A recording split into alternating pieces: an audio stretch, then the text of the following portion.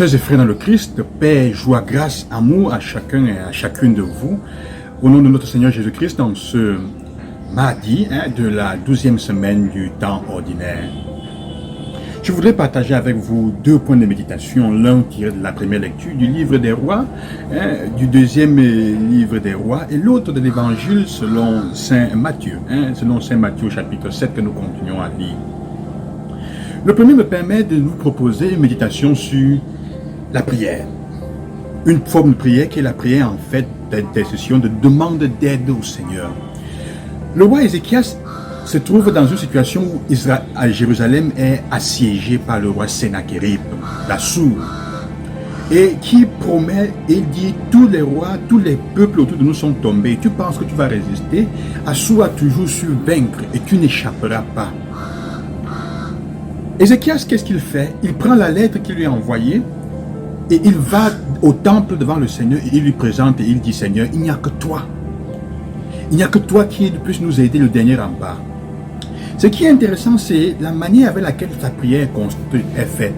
Il dit: Seigneur, interviens, non pas parce que nous sommes meilleurs ou nous sommes bons, parce que nous sommes des serviteurs, parce qu'on t'a toujours aimé, mais parce que à ce point, l'enjeu, c'est la vérité sur ton nom. Ils ont pu détruire les autres villes parce que ces gens-là avaient fait confiance à des dieux qui étaient en fait des idoles faites de mains humaines. Mais nous avons confiance en toi. Agis, Seigneur, pour l'honneur de ton nom. Pour que ton nom et les promesses que tu as faites ne soient pas vaines. Et en fait, le Seigneur va lui répondre par le prophète Élie en disant qu'il n'ait pas peur, j'ai déjà décidé, il sera vaincu. Le roi là va être vaincu et mon nom, il dit: je vais agir à cause de mon nom. Je protégerai, je la sauverai à cause de moi-même et à cause de David, mon serviteur. Donc, en fait, pour la promesse faite à David. Ce qui est intéressant, c'est qu'on fait comprendre que Dieu ne nous abandonne jamais.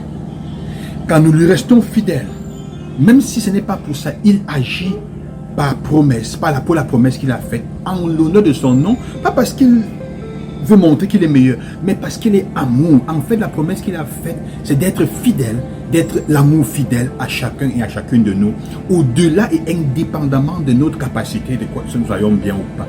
L'important, c'est que nous sachions nous tourner vers lui, sans arrogance, et en demandant, en face du mal qui nous menace, demander à Dieu sa force et mettre la confiance en lui. Ézéchias ne doute même pas un instant, il sait que Dieu peut agir pour l'aider.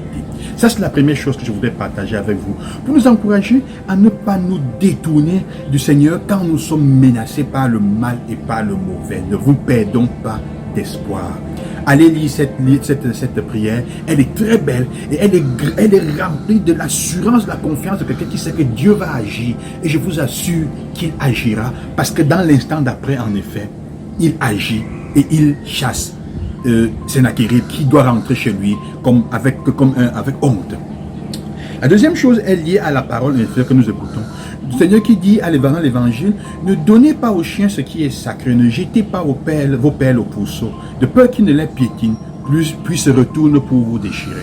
La question que je me pose, et je reviens à quelque chose que j'ai dit il y a quelques jours: si tu devais agir en fonction de la valeur que tu penses d'avoir de toi, comment est-ce que tu agirais? Jésus dit: faites attention à ne pas,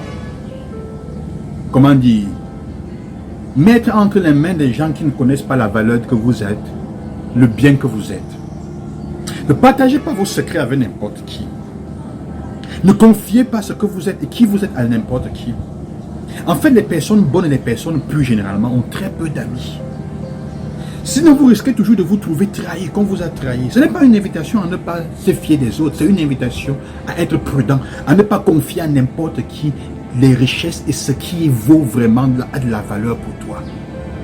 À être prudent. Tu ne peux pas, tu ne peux pas te mettre entre les mains n'importe qui.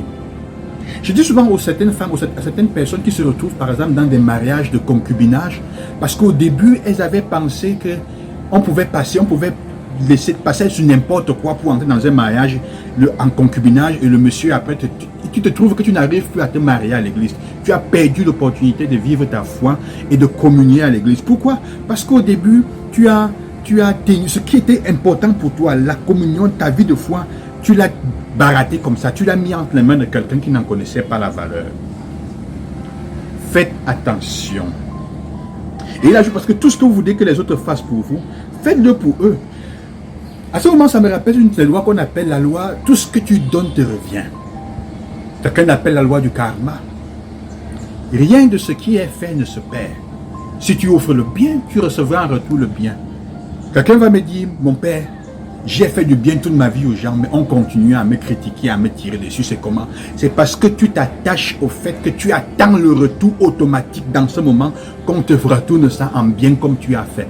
Ce n'est pas ce qu'il veut dire. Il veut dire ce que tu espères. Sème, donne aux autres ce que tu espères pour toi-même. Le Seigneur te le redonnera au centuple. Peut-être pas directement à toi, mais d'une manière ou d'une autre, cela te reviendra. Mais n'attends pas immédiatement un retour. Ce n'est pas ça.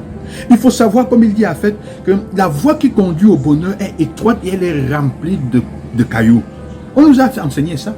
Nos ancêtres, nos anciens nous ont enseigné que la voie vers le bien est un chemin étroit. Qui prend le raccourci n'est pas bon. Aujourd'hui, les gens pensent que la voie de la facilité est la voie la meilleure. Alors on cherche la facilité et on se retrouve en train de prendre des circuits et des, comment dire, comme nous disons souvent, si tu empruntes le chemin de je m'en fous, tu vas te retrouver au pays des si je savais. Et beaucoup de gens aujourd'hui disent je m'en fous. L'important, c'est de prendre la voie de la facilité. Or, rien de ce qui vaut vraiment dans la vie n'a été obtenu sans difficulté. C'est pour ça qu'il dit à la fin, elle est grande la porte, il est large le chemin qui conduit à la perdition. Et ils sont nombreux ceux qui s'y engagent. La route de l'enfer est large. Mais la route du paradis est étroite parce que très peu sont ceux qui l'empruntent. Et elle est remplie de difficultés parce que c'est dans les difficultés qu'on se forge le caractère. Et apprenez à ne pas partager ce que vous êtes, la vérité et vos trésors avec n'importe qui. Faites attention. Parfois dans la solitude, parce qu'on a peur, on se vend à zéro prix. On commence à vivre un homme parce qu'on a peur de rester seul, de mourir single, de ne pas être marié. Le Seigneur a prévu pour toi de belles choses. Si tu es patient et tu es patiente, tu les auras, à condition que tu ne te vendes pas moins cher. Faites attention à vendre vos enfants moins cher. Les trésors que vous avez, ne les partagez pas avec n'importe qui. L'évangile est clair sur ça aujourd'hui. Et surtout, sachez que le bien ne trompe pas. Quel que soit ce que tu donnes, tôt ou tard, il te retourne et il te retourne au centuple. L'évangile ne manque pas parce que le Seigneur est fidèle. C'est ce qu'il nous dit dans la première lecture. Qu'il vous accompagne et que votre foi grandisse en Dieu. Et aussi la sagesse pour vous-même de ne pas vendre à moindre prix ce que vous êtes comme bien. Loué soit Jésus-Christ et à demain. Que Dieu vous bénisse.